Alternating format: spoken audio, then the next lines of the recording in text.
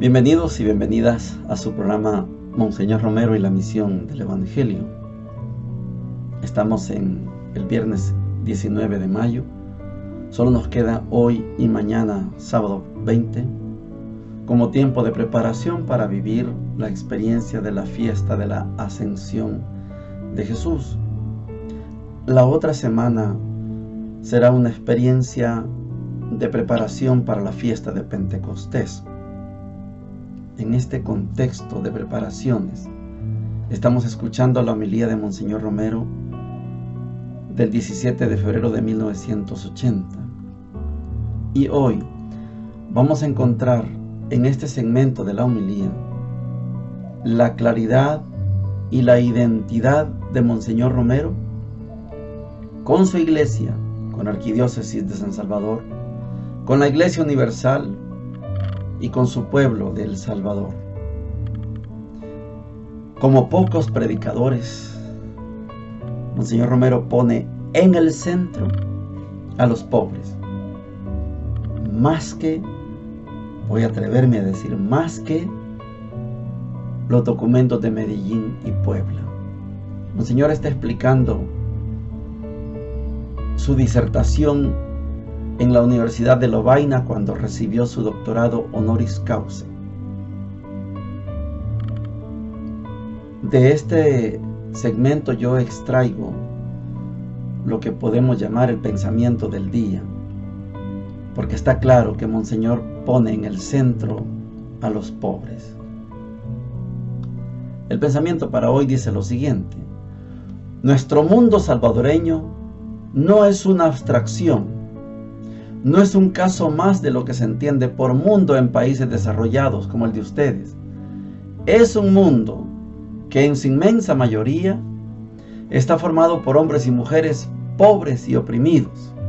Y de ese mundo, de los pobres, decimos que es la clave para comprender la fe cristiana. La actuación de la Iglesia y la dimensión política de esa fe y de esa actuación eclesial. Los pobres son los que nos dicen qué es el mundo y cuál es el servicio que la Iglesia debe prestar al mundo. Los pobres son los que nos dicen qué es la política. Dios santo, esa expresión de Monseñor Romero de poner en el centro a los pobres tiene un gran mérito, tiene una gran virtud. Como pocos y pocas en su predicación ponen en el centro a los pobres. Los pobres generalmente son instrumentos, objetos de la iglesia o de las iglesias. Los pobres son para que den limosna. Los pobres son para que hagan el trabajo de limpieza en los templos. Los pobres son, pero jamás se les pone en el centro. Los pobres, decía San Vicente de Paúl, son mis amos y señores. Los pobres son los que me dicen qué es lo que debo hacer. Los pobres son los que nos dan la orden. ¿Qué es lo que debo hacer? Oigamos a Monseñor. Quiero aprovechar esta oportunidad para contarles que este fue precisamente el tema de mi discurso en la Universidad de Lovaina, cuando se me señaló como tema lo que es un tema general de todo este año en conferencias de aquella célebre universidad, política y fe. Y yo escogí, para matizar ese concepto, la dimensión política de la fe desde los pobres. Y traté de decir cómo para nosotros en El Salvador la clave para comprender la fe cristiana son los pobres. Dije allá, nuestro mundo salvadoreño no es una abstracción, no es un caso más de lo que se entiende por mundo en países desarrollados como el de ustedes. Es un mundo que en su inmensa mayoría está formado por hombres y mujeres pobres y oprimidos. Y de ese mundo, de los pobres, decimos que es la clave para comprender la fe cristiana, la actuación de la Iglesia y la dimensión política de esa fe y de esa actuación eclesial. Los pobres son los que nos dicen qué es el mundo y cuál es el servicio que la Iglesia debe prestar al mundo.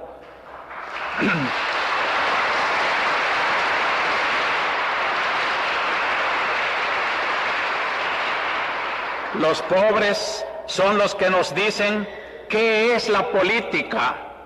En su origen, política es de polis, que quiere decir ciudad. Los pobres nos dicen qué es la polis, qué es la ciudad y qué significa para la Iglesia vivir realmente en el mundo, en la polis, en la ciudad.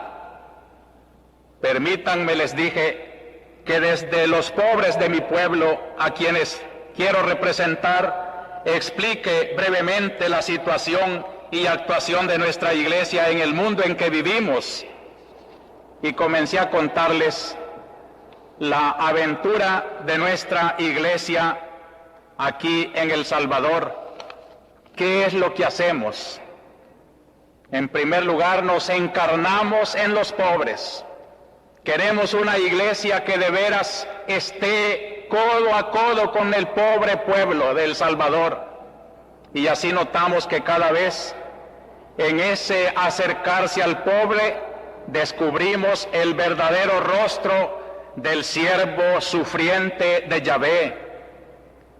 Es allí donde nosotros conocemos más cerca el misterio del Cristo que se hace hombre y se hace pobre por nosotros. ¿Qué otra cosa hace aquí la Iglesia?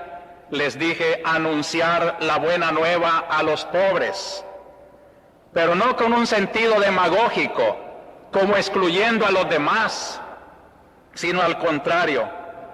Aquellos que secularmente han escuchado malas noticias y han vivido peores realidades, están escuchando a través de la Iglesia la palabra de Jesús. El reino de Dios se acerca, es vuestro. Dichosos ustedes los pobres, porque de ustedes es el reino de Dios. Y desde allí tiene también una buena nueva que anunciar a los ricos, que se conviertan al pobre para compartir con él los bienes del reino de Dios que son de los pobres.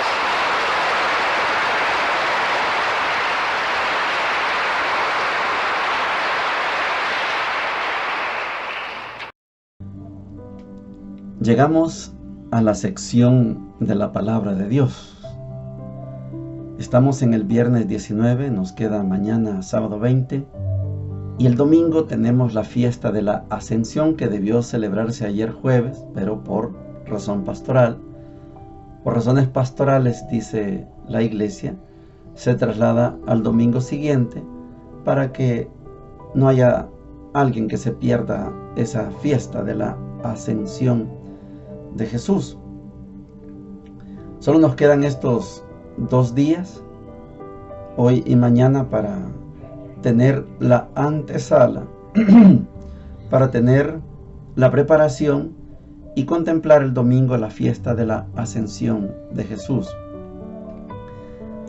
La primera lectura, que está tomada de los Hechos de los Apóstoles, estamos en el capítulo 18, hoy son los versículos del 9 al 18. Vamos a ver una experiencia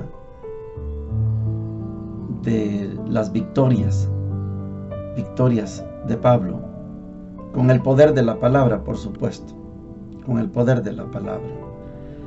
Hechos de los Apóstoles 18, del 9 al 18, dice lo siguiente: estando Pablo en Corinto, una noche le dijo el Señor en una visión: no temas, sigue hablando y no te calles, que yo estoy contigo, y nadie se atreverá a hacerte daño. Muchos de esta ciudad son pueblo mío. Pablo se quedó ahí 1 año y medio explicándoles la palabra de Dios. Pero siendo Galión procónsul de Acaya, los judíos se abalanzaron en masa contra Pablo, lo condujeron al tribunal y lo acusaron. Este induce a la gente a dar a Dios un culto contrario a la ley. Iba Pablo a tomar la palabra cuando Galión dijo a los judíos: judíos, si se tratara de un crimen o de un delito grave, sería razón de escucharlos con paciencia. Pero si discuten de palabras, de nombres y de su ley, arréglense ustedes. Yo no quiero meterme a juez de esos asuntos. Y ordenó despejar el tribunal. Entonces agarraron a Sóstenes, jefe de la sinagoga, y le dieron una paliza delante del tribunal. Galión no hizo caso. Pablo se quedó allí algún tiempo. Luego se despidió de los hermanos y se embarcó para Siria con Priscila y Aquila. En Cencreas se afeitó la cabeza porque había hecho un voto. Palabra de Dios. Te alabamos, Señor. Pablo, con discurso, con palabras, seguramente con testimonio sobre la palabra de Dios y lo que Dios hizo en él, convence a la muchedumbre. Cuando ustedes oigan la palabra judíos, los judíos se abalanzaron. Judíos significa enemigos de Jesús.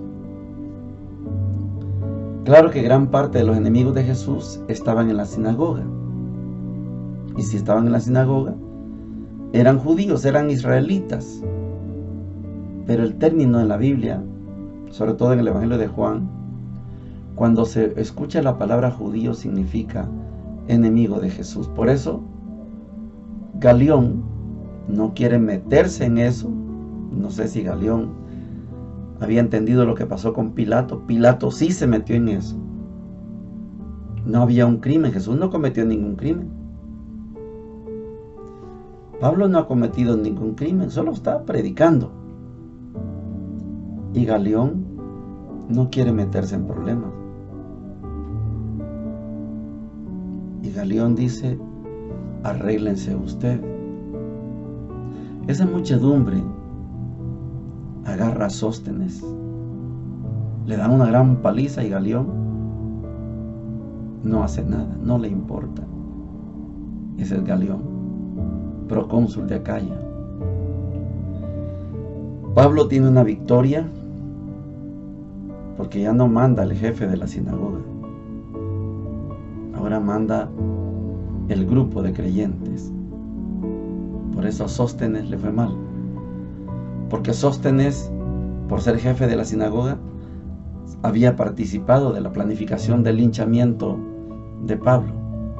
Sóstenes perdió la batalla, la muchedumbre lo apaleó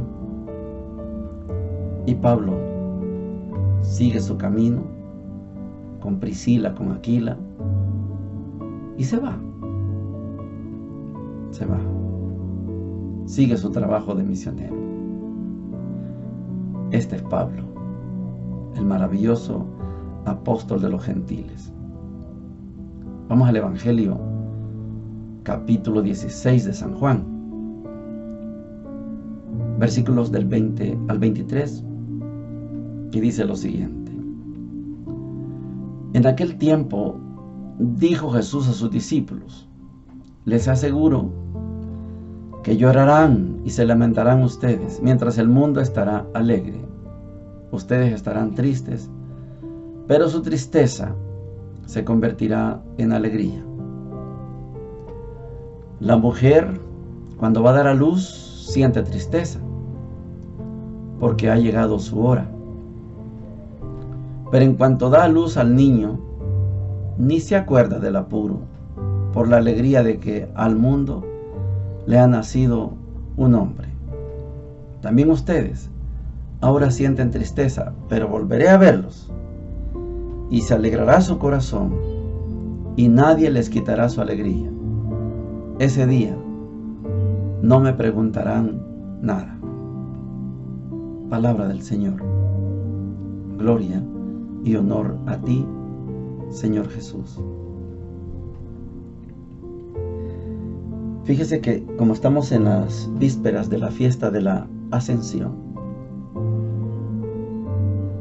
creo que es un momento oportuno para que hablemos un poquito de la figura de la eternidad. La eternidad se ha malentendido como una realidad para después que nos muramos. De hecho, en los epitafios, cuando damos cristiana sepultura a alguien, le ponemos así: que Dios le conceda el descanso eterno. En el rezo decimos que Dios lo saque de penas y lo lleve a descansar.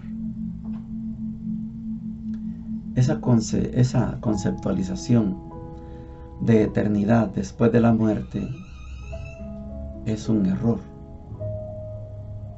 Y un error grandote, teológico, un error. Porque yo no voy a entrar a la eternidad cuando me muera. No, yo ya entré a la eternidad. Pero eso tengo que creérmelo yo y usted también. Usted ya entró a la eternidad. Quizá no se ha dado cuenta, por ese concepto que es el que predomina en el lenguaje cristiano. De hecho, muchos hermanos de las religiones, de las iglesias que no son la católica, hablan radicalmente. Si usted la muerte lo encuentra amando y sirviendo, alabando a Jesús, usted se va a la eternidad, a caminar las calles de oro. Ese es el discurso. Y yo les digo, usted y yo ya estamos en la eternidad. Tal vez no nos hemos dado cuenta, pero ya entramos a la eternidad. Pablo, que está viviendo una experiencia bien particular, Pablo ya entró a la eternidad. Escucha que le habla a Dios en sueños. Galión, procónsul de Acaya, no va a cometer el mismo error que cometió Pilato de condenar a Pablo por una pelea de la sinagoga de los judíos. Pablo ya contagia a los demás de su eternidad. Jesús les está explicando en el Evangelio: estarán tristes, pero su tristeza se convertirá en alegría cuando comprendan que yo estoy con ustedes y ustedes están en mí, y que yo estoy en el Padre y el Padre está en mí. Cuando comprendamos eso, estamos en la eternidad. Y concluye el Evangelio de hoy: ese día no me preguntarán nada, porque ya están en la eternidad. A este grupo que escucha a Jesús en este capítulo 16, todavía le falta el Espíritu. Cuando llegue el Espíritu Santo, cuando reciban el Espíritu Santo, entrarán en la eternidad. Usted y yo ya recibimos el Espíritu Santo. Hay otro concepto que lo vamos a estudiar la otra semana sobre el Espíritu Santo. ¿Vamos a recibir el Espíritu Santo en la fiesta de Pentecostés? No, ya lo tenemos. Ya andamos con Él dentro. Eso lo vamos a estudiar en la próxima semana. Quede pues claro hoy el tema de la eternidad. La eternidad no es para cuando nos muramos, es desde ya. Usted ya es eterno. Yo ya soy eterno. Por eso, ¿qué importa lo que nos pase? Soy eterno. Monseñor Romero tomó conciencia de su eternidad, siendo arzobispo de San Salvador. Quizá antes, cuando le llegaban los anónimos, que eran rimeros de papelitos: te vamos a matar, hijo de tal. Monseñor Romero decía: yo soy eterno, no tengo nada que temer. ¿Qué puede hacer el escuadrón de la muerte? Quitarme la vida, pegarme un tiro, ponerme una bomba, 75 candelas de dinamita bajo la tarima de la fiesta del Domingo de Ramos del 79. Sí, eso es lo más que pueden hacer. Pero se acuerdan que Jesús hablaba de un pecado, de una justicia y de una condena. Pecado por no haber creído. Justicia porque me voy al Padre, nadie me puede detener. Y condena porque el príncipe de este mundo está condenado. El que entró a la eternidad, quien entró a la eternidad, tiene conciencia de esas tres palabras: un pecado, una justicia y una condena. Ustedes no quieren creer en las palabras que yo les doy, diría San Pablo.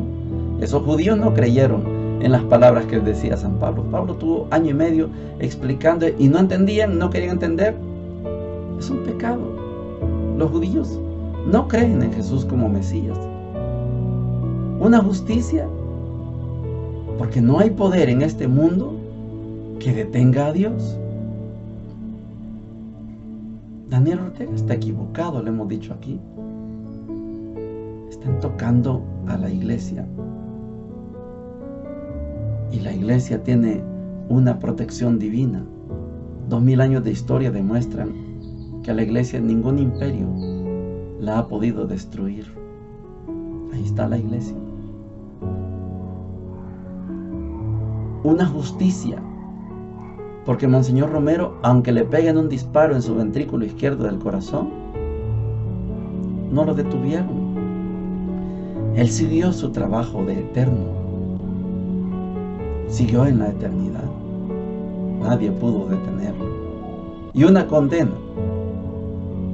porque los que mandaron a matar a Monseñor Romero están condenados, porque ni piden perdón, ni se arrepienten, ni se convierten. Problema de ellos. Es problema de ellos. Aplicable esta lectura para el tema de la eternidad.